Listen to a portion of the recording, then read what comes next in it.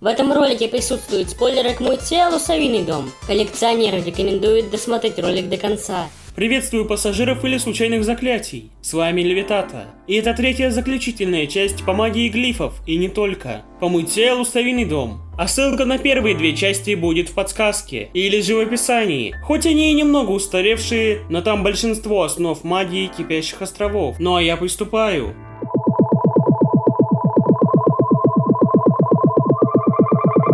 Ну а перед началом ролика я лишь прошу вас подписаться на канал, это правда важно для меня. Но все ссылки, в том числе и на серии, будут в описании. Ну а теперь сам ролик. Итак, для начала скажу, что после гибели Титана его версия языка магии перестала работать, и другим жителям Кипящих островов предстоит найти магию глифов Кинга. Возможно, они уже ее нашли, но нам не показали. Но точно на этот вопрос может ответить только сама создательница мультсериала, Дана Террас. Однако в этом ролике я расскажу не только про магию глифов, но и другие виды магии. Поэтому давайте приступать. Типы магии. Сейчас я назову типы магии, что я вывел из мультсериала. Магия ведьм. Магия, появившаяся в ходе развития и эволюции предположительно людей на Кипящих островах, в итоге была разделена на еще большие отдельные категории – ковины или же шабаши. Магия ведьм. Ковины. Ковен зельеварения позволяет приготовлять зелья и эликсиры для наложения заклятий или же их снятия. Один из примеров зельеварения – магия уменьшения Тибблса или же грим молота с помощью зелья или же эликсира. Еще одним примером может стать зелье оживления неживых объектов, показанное Идалин, и магия наблюдения, показанная Лилит. Ковен ухаживания за магическими животными, магия, позволяющая повелевать магическими животными и зверями, и скорее всего занимается и их изучением. Одни из примеров магических существ – это грифоны или же эхомыши. Ковен исцеления отвечает за целительное колдовство, залечивающее раны и снимающие проклятия, а также сложные заклинания. Ковен иллюзий. Магия иллюзий позволяет манипулировать иллюзиями, создавая магические образы или же менять внешность, а также создавать магических клонов. Ковен мерзости. Магия мерзости позволяет создавать части тела големов, состоящих из разных материалов, из земли или же воздуха. Также позволяет создавать боевых големов, что могут выполнять простые и довольно повседневные приказы. Ковен бардов. Магия, управляющая музыкой, а также звуками, для перемещения объектов и оглушения, а также позволяет менять молекулярную структуру веществ, как минимум жидкостей, как нам показывали Рейн. Ковен оракула занимается предсказаниями и позволяет транслировать или же делать магические записи, проще говоря, аналог интернета и компьютеров на Кипящих островах. Ковен растений позволяет создавать и выращивать растения, манипулируя ими, а также создавать растительных големов, как показывала Виллоу. И ковен строителей. Магия усиления используется для строительства и усиления магии других ковенов, как было показано в мультсериале, с помощью особых символов. Также все эти магические виды, перечисленные выше, можно объединять между собой. Этим ранее занимался ковен Императора. Ныне ковен плохих девчонок, позже переименованный в ковен дикой магии, основанный Идалин и Луз вместе с Кингом и Лилит. И скорее всего у каждой ведьмы или мага, которые достигли определенного уровня в магии, есть личные заклинания, как нам показывали Идалин и Лилит во время их боя. К этому же относится и цвет магии, так как каждая ведьма или маг рождаются со своим цветом магии, или же врожденным талантом, как, например, Газ с магией иллюзий, или же Виллоу с магией растений. И самое главное, это лишь 9 или 10 основных ковенов, на самом деле их намного больше, о чем в серии про ковены говорила Виллоу, и некоторые из них можно увидеть на заднем плане. Магия ведьм, проклятие. Магия проклятий. Пример этому проклятие совиного демона, что наложено на Идалин и Лилит, а также созданное Элдриком проклятие правды, что на время обращает в демона. После его снятия он говорит только правду. Было сделано в одной из серий Элдриком, используя в основе зельеварения, животноводства и другие ковины. Проклятие было основано на эликсире Идалин, зелье правды. Также Граал, находящийся под школой Хексайд, можно считать одним из применений проклятий, что действует на всех жителей Кипящих островов, против которого надо бороться каждый год, чтобы оно не набрало силы и не погрузило все Кипящие острова в кошмарные сны.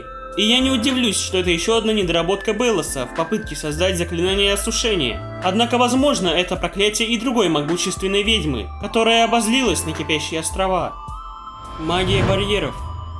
Это магия, способная накладывать защиту или же ставить барьеры. Например, запечатывание всей школы Хексайд, заточение вещей в небольшой сфере, или же ее увеличенная версия на примере магии глифов, показанная в финале несколько раз. А также магия защиты с помощью рун, та, что скрыла присутствие Кинга от коллекционера, которая относится, скорее всего, к первородной магии, и поставила барьер от прохождения через него големов-стражников Кинга. И этой же магией, скорее всего, Титан заключил коллекционера в Междумирье внутри зеркала, применяя при этом и магию пространства. Также был пример от Рейн и мерзопакостных роботов.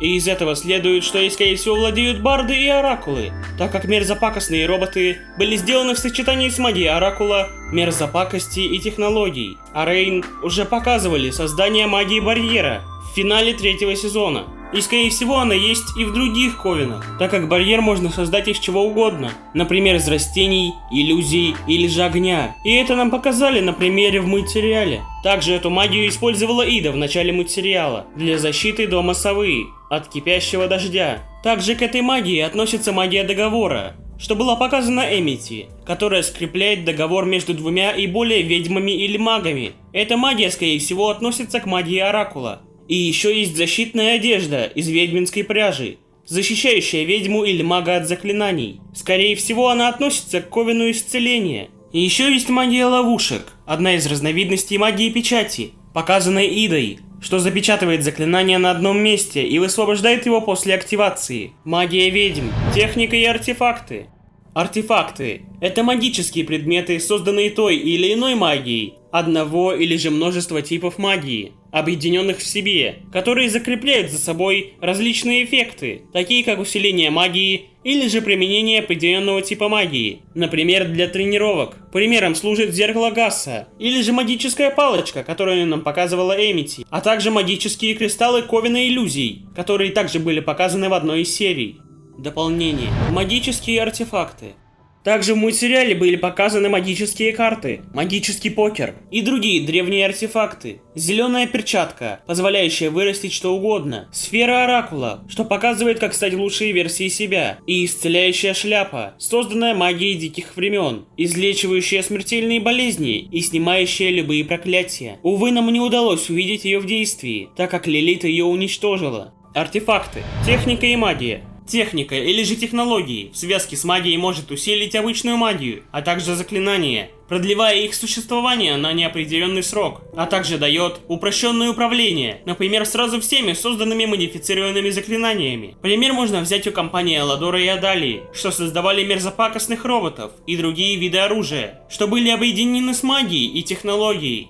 Также в сочетании с магией исцеления была создана перчатка, накладывающая и иссушающее заклинание. Впоследствии был создан способ его обращения с применением технологии и магии. Магия ведьм, магия сознания, магия манипуляции сознанием или же памятью. Например, с помощью магического артефакта можно создавать памятные фотографии прямиком из памяти ведьмы или же человека и другого существа. Сюда же относится сонная магия, магия обмена телами и магия проникновения в чужое сознание, показанная Идалин, а после и главами 3 ковенов. Первый вариант использует только магию. Для второго же варианта необходимо объединение зельеварения и магии. Магию сознания можно отнести к магию оракула или же магии исцеления. Магия искусственной жизни. Сюда относится магия мерзости, а также магия создания гримволкеров, которая, скорее всего, является объединением нескольких видов магии, а также артефактов, для создания клона или же новой жизни. Пример тому Хантер и предыдущие Золотые Стражи. Магия космоса.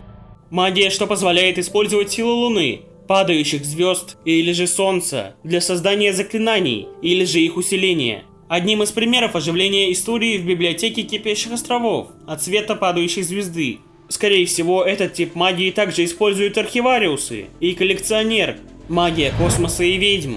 Впоследствии сочетания 2 видов магии была создана магия, что позволяет использовать силу Луны, падающих звезд и, возможно, Солнца для создания или же усиления заклинаний. Например, оживление неживых объектов с помощью круга из не меньше чем 3 ведьм или же магов. оживление истории в библиотеке Кипящих островов от цвета падающей звезды, а также заклинание осушения или же единения с помощью силы Луны. Однако заклинание оживления истории в библиотеке Кипящих островов от цвета падающей звезды, скорее всего, просто магия космоса, настроение и письменность ведьм.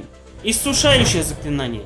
Заклинание, что ограничивает магию определенного ковена, как побочный эффект, но его истинная цель полностью иссушить ведьм и магов было создано совместными усилиями Белоса и коллекционера. Магия титанов. Позволяет колдовать, не используя магические круги или же другие предметы. В таком виде она доступна лишь титанам. Для других существ необходимо использование языка глифов титана, у каждого из которых он разный. Также магия титана является первородной магией Кипящих островов, что основало такие виды магии, как магия магических глифов, магия ведьм, магия времени, магия пространства и другие виды магии. Магия глифов. Это магия, образованная впоследствии использования и изучения языка титанов. Подходит для использования как для магических существ, так и немагических существ. Способ получения глифов. Из того, что нам известно, магия титанов — это магия символов глифов. И судя по финалу, мы поняли, что у каждого титана был свой язык символов, который, по словам коллекционера, они доверяли лишь тем, кто добр своей натурой. И узнать его было очень сложно. И, скорее всего, от существа с темной душой и злыми намерениями они стараются скрывать свой язык. Или же делают его получение очень сложным. Как было в примере с Белосом, что получил первые 3 глифа с огромным трудом. А Лус их нашла довольно просто, так как у нее было доброе сердце. И она понравилась Титану, как предположил коллекционер. Основные глифы. Глифы делятся на 4 основных: свет, растение, огонь и лед. Глифы Кинга. В конце мультсериала после гибели Титана известные глифы перестали работать, и поэтому они нашли магию света Кинга. Также магия огня и льда была показана Кингом во время битвы с аватаром Белоса наполовину, и достроив глиф, выходит примерно так: глиф огня Кинга и глиф льда Кинга. Их также можно поменять местами, так как отдельно их не применяли, и неизвестно, какой за что отвечает. Но глиф растений, увы, не был показан в использовании в мультсериале. Однако я попробовал поискать растение, подходящее для глифа, и нашел только 2 подходящих варианта. Первый с праздника Лус, и второй с ободка на волосах Уиллоу, также с праздника Лус. Почему именно с ободка? Так как у Эмити можно заметить ободок, похожий на глиф льда. Или же, если судить по цвету, это вполне может быть глиф огня, так как Эмити уже использовала огонь с помощью своей магии. И это может быть скрытым посланием от создателей. И из этого следует, что ободок на Уиллоу — это глиф растений, так как Уиллоу — могучая ведьма растений, что довольно логично. В любом случае, это все, что нам пока известно по глифам Кинга. Также комбинации, открытые ранее с глифами Титана, работают, скорее всего, точно так же и с глифами Кинга и других Титанов. И надо просто использовать за место глифов одного Титана глифы другого Титана. Например, за место глифов отца Кинга его глифы. По крайней мере, скорее всего, так и есть. Ведь вряд ли надо будет придумывать новые комбинации, если, конечно, некоторые комбинации не поменялись местами. Это все, скорее всего, зависит от восприятия мира разными титанами. То же самое и с людьми, на примере разных языков, но при этом у каждого титана свой особый язык магии, с теми же комбинациями глифов. Комбинации глифов. Давайте повторим все комбинации глифов, что нам известны. Четверной нестабильный глиф Иды, который она назвала мегаглиф, и затем комбинация, что его стабилизирует, от Лилит. После стабилизации все глифы превращаются в снег, и похоже, снег на Кипящих островах — это объединение всех стихийных глифов, что также видно в одной из серий 2-го сезона. Далее глифы Лили, двойной и четверной глиф льда, что позволяет с помощью воображения ведьмы или же мага создавать различные сложные строения из-за льда. Комбинация невидимости, состоящая из 2 глифов света и 2 глифов льда, который, похоже, работает как преломление света.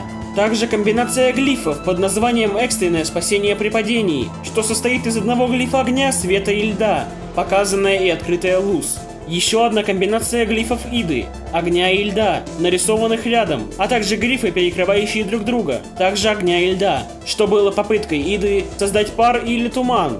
И затем комбо глифов огня и льда на одном кругу. Завершенная версия глифа пара или же тумана. Далее глиф воды, состоящего из 3 глифов льда и одного глифа огня, глиф окаменения, что Луз подчеркнула из дневника Белоса, тогдашнего Филиппа, как и глиф воды, состоящего из 3 глифов льда и 2 глифов растений, а также комбо глифов торнадо, состоящего из 3 глифов огня, 1 света и 1 льда, а также глиф, создающий мерзопакостную руку, состоящий из 2 глифов огня и 2 глифов растений. И последний, самый сложный глиф телепортации, состоящий из 8 глифов растений, 8 глифов огня и 5 глифов льда. Скорее всего, он может перемещать в любые места, где ранее он был начерчен. Или же в то место, которое можешь представить, или же назвать. Магия пространства. Портальная магия или же магия пространства. Магия, что с помощью Междумирия, образованная предположительно из свернувшейся крови Титана, может связать 2 разных мира, например, мир людей и мир ведьм. Титаны-коллекционеры или же архивариусы, скорее всего, могут использовать ее без большого труда. А вот ведьмам и немагическим существам уже нужно использовать сочетание множества заклинаний и магических артефактов в связи с кровью Титана.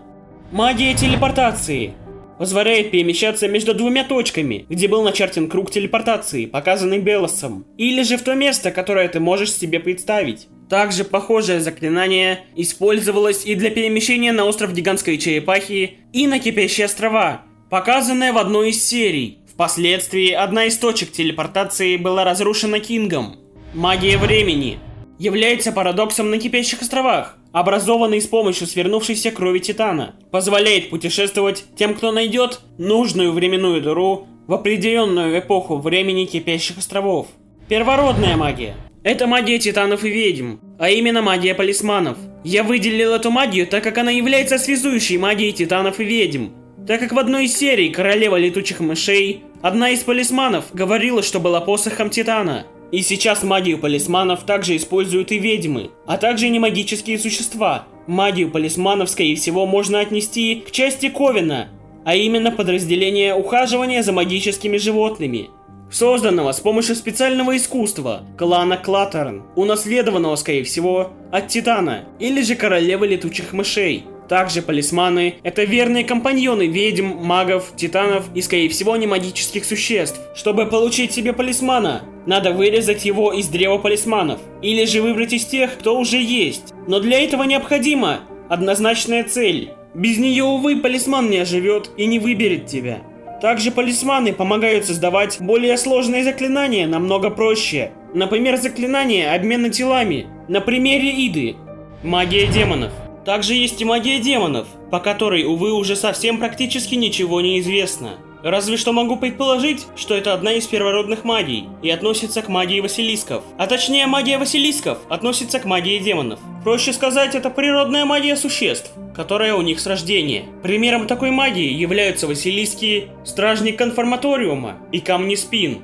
Магия Василисков. Проще говоря, это магия, позволяющая поглощать магию из окружающей среды для поддержания сил и изменения своей формы. Предположительно, также является первоисточником магии окаменения, обращения других существ в камень. И я могу предположить, что Василиски – это дальние родственники камнеспинов из доисторических островов. Скорее всего, Василиски образовались в ходе эволюции и адаптации существ к климату островов и магии титанов. Способы работы магии. Магия титанов. Титаны используют свою магию на интуитивном уровне и изучают свой язык магии, как я понял в примере с Кингом, пока растут, и скорее всего раньше этим мог заниматься их отец, до их практически полного вымирания. Магия ведьм. Они используют мешочек с желчью, что находится у них рядом с сердцем, который, похоже, вырабатывает магическую энергию для заклинаний или же берет ее из атмосферы и окружения, накапливая ее для последующего использования. Саму магию они используют, рисуя волшебные круги, сосредотачиваясь и представляя, что они хотят сделать. Магия Василисков. Василиски, поглощая магию из магических вещей, окружения, а также ведьм и других заклинаний, могут менять свой облик. Увы, не было показано, как они используют другую магию, но возможно их основная магия – это магия окаменения, что использовал Белос, и для этого, похоже, он их и исследовал. Также из 10 серии 2 сезона от Вима узнали, что их вид Василисков очень давно вымер, и императорский Ковен каким-то образом их возродил, из чего следует, что существует магия возрождения, которой, скорее всего, владеет и Титан с коллекционером, а также архивариусами. И можно предположить, что именно ее и использовал Титан для возрождения Луз. Также наверняка эта магия относится к первородной магии. Магия немагических существ. Они могут использовать артефакты и магию Титанов, а также полисманов.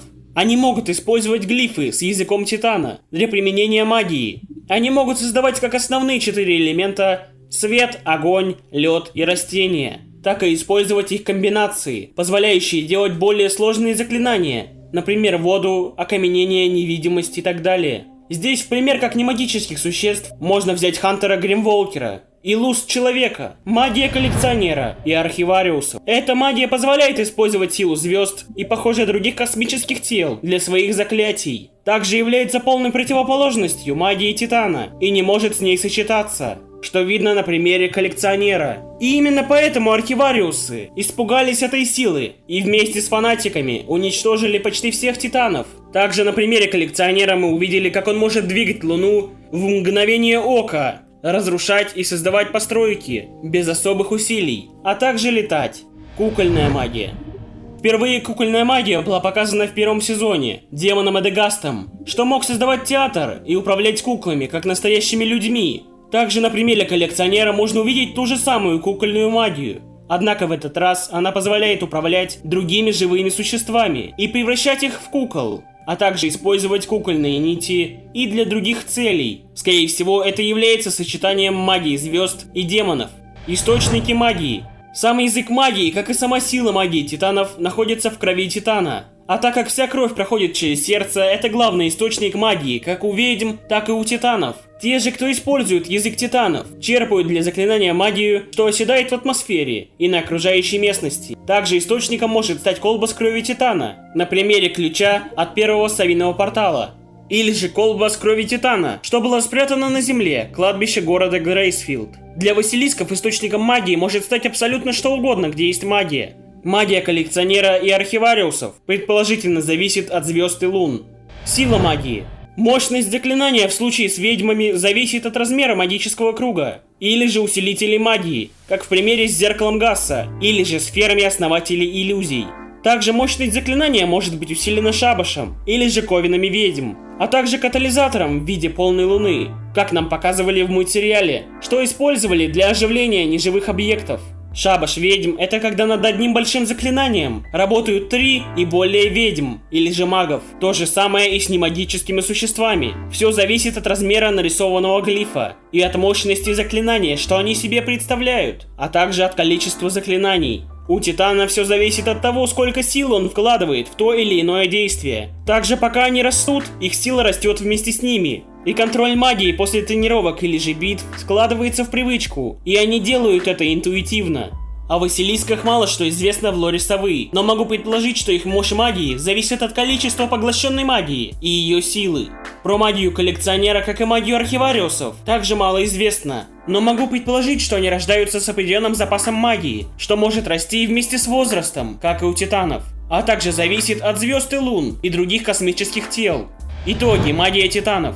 Магия Титанов — это первоисточник всей магии ведьм и немагических, а также магических существ на Кипящих островах, что в процессе эволюции обрело множество вариаций и комбинаций. Она также является противоположностью магии космоса, из-за чего впоследствии, из-за страхов архивариусов, Титаны были почти полностью истреблены. Итоги. Магия космоса. Магия, что была создана космосом, звездами, лунами и другими космическими телами, является противоположностью магии Титанов и не сочетается с магией Титанов, созданная и зародившаяся в глубине космоса, за пределами островов. Итоги. Магия ведьм. Магия ведьм произошла в ходе эволюции и адаптации живых существ к климату Кипящих островов, и магия Титанов впоследствии была разделена на еще большее число видов магии. Также может использоваться в сочетании с магией лун и звезд. Можно сказать, является чем-то средним между магией архивариусов и Титанов. Еще способна использоваться в сочетании с технологиями, на основе которых были созданы технологические посохи, портал дирижабли, робомерзость и многое другое. Итоги. Магия глифов. Магия глифов — это забытый способ колдовать древних ведьм, как ранее в сериях говорила Ида, вновь открытые совместными усилиями Луз Человека, Кинга Титана, Лилит и Идалин Клаттерн, ведьм. Магия глифов берет магическую энергию из окружающей среды, магических артефактов, из крови Титана, или же, возможно, у мешка с желчью у ведьм. Глифы используются так же, как и магические круги ведьм, а именно катализатором заклинания. А что будет делать заклинание, уже решает сам заклинатель, представляя, что именно он хочет, активируя глиф. При условии, что мощность и размер комбинации глифов у немагических существ это позволяет. Ведьме же достаточно лишь знаний и достаточно силы. А если этого не достает, производится шабаши ведьм для наилучшего эффекта в момент полной луны, используя сияние луны как усилитель магии. Итоги. Магия Василисков. Первородная магия, образованная позже магии титанов, но раньше магии ведьм, предположительно раньше магии глифов. И раньше этой магией владели не Василиски, а их далекие предки. Магия. Итоги. В итоге скажу, что магия в Совином доме довольно проработанная и очень разнообразная, хоть и не вся полностью раскрыта, за что огромное спасибо создателю мультсериала Дани Террас. Окончание ролика. Ну а на этом все. Мой ролик по магии Кипящих островов и мультсериала Совиный дом подходит к концу. Жду ваши оценки и интересные комментарии. А если вам понравился ролик, поставьте лайк, подпишитесь на канал и не забудьте нажать на колокольчик. И вступить в мой телеграм-канал, чтобы случайно меня не потерять, а также поддержать. И напоследок прошу рассказать об этом канале своим друзьям, которым также нравятся мультсериалы и анимация. Ну а я с вами прощаюсь. До следующего ролика.